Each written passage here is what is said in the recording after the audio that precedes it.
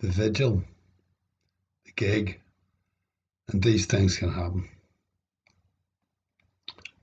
Sharif and Manus took part in the vigil every Monday between 4 o'clock and 6 o'clock outside Dublin's GPO. The vigil was meant to keep people awake to the fact that the war in Iraq was still going on and that the American warplanes were still being allowed to refuel in Ireland. Thousands of Irish people had marched against the war before it started, but the war went ahead, and years later it was still going on, and no one cared, or at least no one said anything. It had been fashionable to care for a day, but fashions are fickle. Usually there was half a dozen people at the vigil. One of them was called Sean. He was a one-man show. He dressed up in an orange jumpsuit similar to the ones the prisoners in Guantanamo had to wear, and knelt for an hour or more depending on how long his old knees could take it. He must have been in his 60s. He used to kneel without any padding on his knees until some workmen from a nearby building site brought him down a pair of knee pads. People can be decent sometimes. Apart from Sean, the rest of the people at the vigil just stood with placards. One woman, Moira, tired of standing, brought a little stool. Sometimes they got negative responses from people passing, but mostly if people took any notice at all, it provoked a positive response. The vigil was also used to promote a gig in benefit of anti-war prisoners and to promote a book, hammered by the Irish, about a ploughshares action in Ireland that damaged an American warplane as it made a pit stop in Ireland's Shannon Airport. After the five activists had damaged the plane to the tune of $2.5 million with hammers and a mattock, they had knelt down and prayed until the police came and arrested them. They were then taken to prison and eventually to court. The jury court had found the defendants innocent of any crime, accepting as their defence their right, duty, to use reasonable force to protect innocent lives. The ploughshares operated under the banner of Catholic Workers. Manus still had difficulty with the name, but their actions could only be applauded. These women and men would never hurt other human beings, but were prepared to risk their liberty and even their lives in their efforts to hinder the slaughter of the innocent.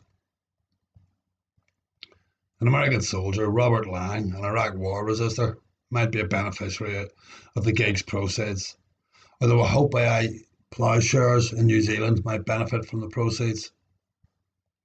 Manus wasn't sure exactly which way the proceeds would be divvied out, but he was glad Robert Lang resisted fighting in Iraq, and he was glad to hear of yet another ploughshares action. This particular action was the deflation of the protective dome covering a satellite dish at the Waihopai spy base near Blenheim in New Zealand. Manus was always pleased to hear of the resistance. Even if there was no logical excuse for hope, there was still resistance.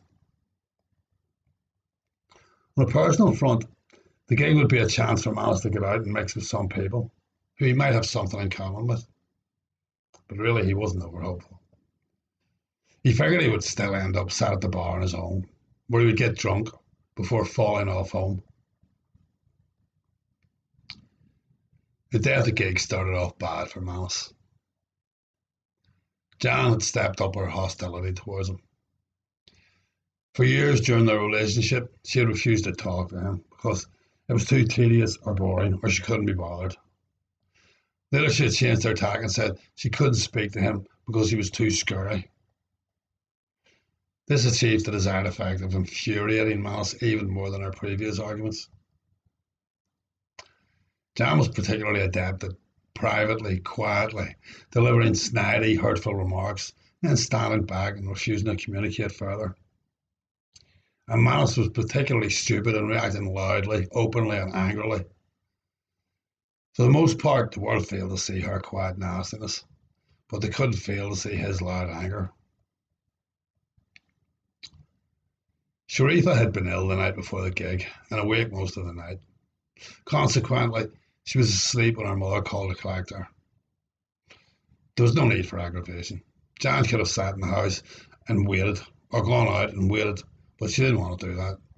She said she was just going to wake the child and take her. The scene seemed more than a little staged. She was never going to wake up a sick child that she loved.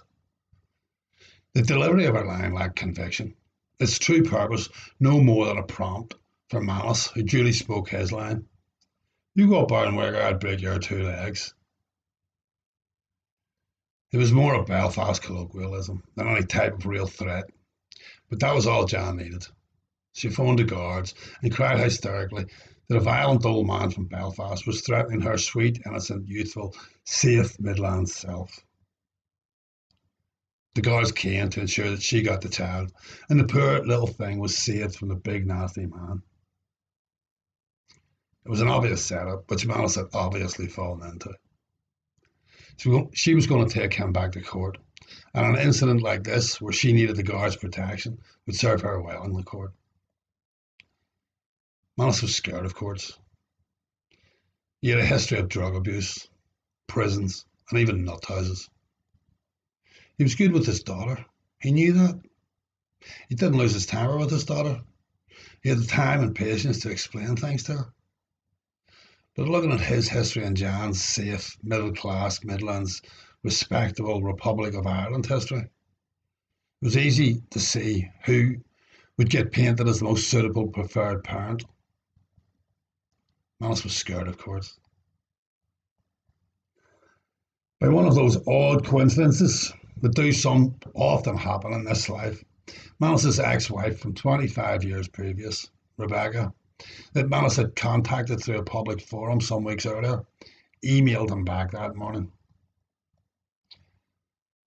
A quarter of a century earlier, Manus had cheated on Rebecca. He had also frozen her out of any honest, open communication with himself. And eventually, he had managed to push her away. Since then, he had been paid back 10 times over for his crimes. On a relationship front, he reckoned his karmic slate had to be cleaned by now. And I had hoped that the thousands of miles that separated them, she was in the States, and the 25 years that had passed, might have softened her and allowed some kind of memory about innocent, youthful love. But even a quarter of a century later, that memory was still there, buried deep beneath Rebecca's pain and hurt. It wasn't a good start for Manus's day. He tried to talk to Jan's friends, trying to get them to explain to her that unless she stopped with the charades and started communicating with him as a human equal, that the child would suffer. Her friends were her friends, and agreed with Jan completely that he was a junkie with a violent history. Manus hadn't actually used junk in years. Once, just before Jan had left, he had scored a small bag. He had pleaded with her for months to start talking to him or being human with him in some way. She had felt no need, and in desperation he had scored a bag. And there, of course, she had him. She was able to tell friends and family he was a junkie. It was all too much for Manus. He didn't even know if he could face the gig. What was the point? He was beginning to believe the lies that were told about him. Kieran O'Reilly texted to say that they were having a last-minute effort to promote the gig in Rathmines, and rather than just sit in the house on his own and go madder in the head, Manus went out to help with the promotion. On the way from the train station, as he walked along a busy street, someone dropped a cigarette pack in his path. He had to stop or put his foot on the packet. He stopped and picked up the packet and handed it to the woman who had dropped it. She looked him in the eyes, smiled and thanked him warmly. He looked back in her eyes and said it was no bother.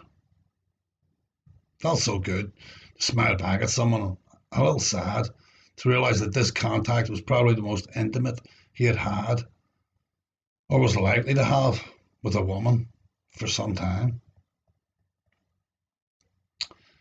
At Rathmines Bridge, he stood in the cold with a banner against the war and gave out flyers for the gig that night. At first it was only Kieran and a friend of his, Babs, from a small island in the Outer Hebrides. Then Damien turned up too. Kieran and Damien were two of the heroes of the pit stop ploughshares action at Shannon. Manus felt strange to be at a vigil for peace. He didn't feel in any way peaceful. For gigs and protests, it was often suggested that you brought your positive vibrations, but Manus didn't have any. The only positive thing in his life seemed to be his daughter, and he feared that her mother was working full time to take her away from him. Manus tried to break out of the imprisonment of his mind, tried to talk about anything else. He asked Babs if she smoked hash, knowing that she didn't, and joking that when he thought of resistance, rebellion, or protest against the government, he always thought of drugs as being part of it. But these days, people at protest didn't use drugs. Perhaps it's a generational thing, said Babs. Manus didn't even think she looked that young. After a few hours, they went to a falafel house to warm up with some grub. The people in the restaurant were from Palestine and appreciated their anti-war placards.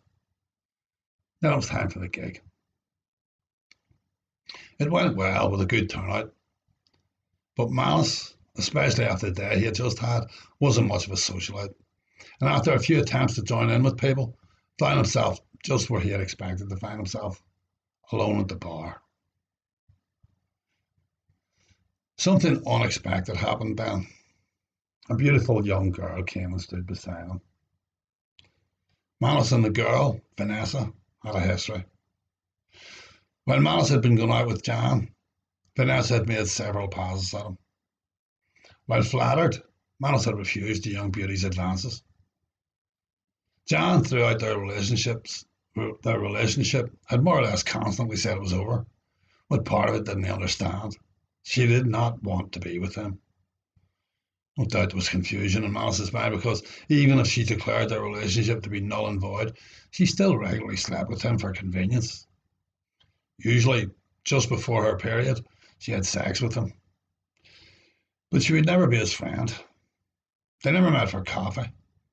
She didn't like to be seen in public with him. She wouldn't talk to him. He was too tedious or boring, or she couldn't be bothered. She cheated on him and lied to him, but still the dumb fucker held on. He had cheated and lied in relationships before, and it always melted his brain. So at last he was trying to play it straight. He wouldn't go with anyone else until it was finally ended with Jan and him. It seemed a little bizarre being faithful and honest with someone who was neither to him, but he didn't know what else to do. It went on for years. She was always going off to be with someone else, or just going off to get away from him. Often she invented fights before she left to justify her actions. After 3 years, Manus couldn't really take anymore and started to hope that she would stay away when she left. One time, when she came back to collect her things, she was always doing that.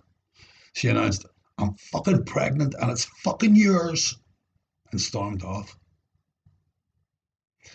In the months that followed, she told him she didn't want his kid. If she had it, she wouldn't let him see the child. He would sit in his own and get drunk. He didn't want to speak to other people. He would answer the phone to no one.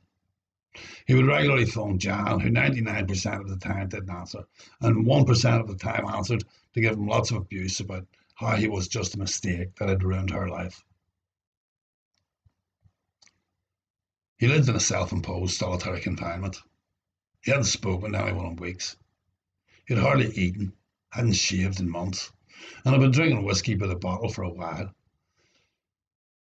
Then one night he decided to go out and met again the beautiful young Vanessa. He ended up in her bed, but his emotionally crippled and physically abused body couldn't manage to do the necessary for the young beauty. It was the pinnacle of those horrendous times for him. 3.5 years had passed since that night, and the embarrassment hadn't fully disappeared. But after the day he had just had, all he could do was laugh. It was like all his faults and failures had come to get him in one day. Anyway, well, it turned out Manus didn't sit in his own at the bar all night as he had expected. Instead, he sat with Vanessa, the prettiest girl in the bar, And these are two very different experiences. Now, what this tale needs is a happy ending, so the teller will give you one. Vanessa realised that under their previous circumstances, Manus had been unlikely to have performed or not performed in the way that he had. She also realised that he in actual fact would be quite a good shag, so she took him home and came over his fingers, tongue and cock. Jan realised that he was a decent human being, and as long as people treated him that way, he was easy to get along with. So she started talking to him, and the two of them were able to share the bringing up of their child in a healthy and reasonable fashion. And the corporations which dominate the planet were overthrown by the people of the planet who came out onto the streets and committed non-violent, direct action against their repressive and authoritarian institutions. And we all struggled on as best we could after that. Okay, maybe the last paragraphs, couple of paragraphs aren't true.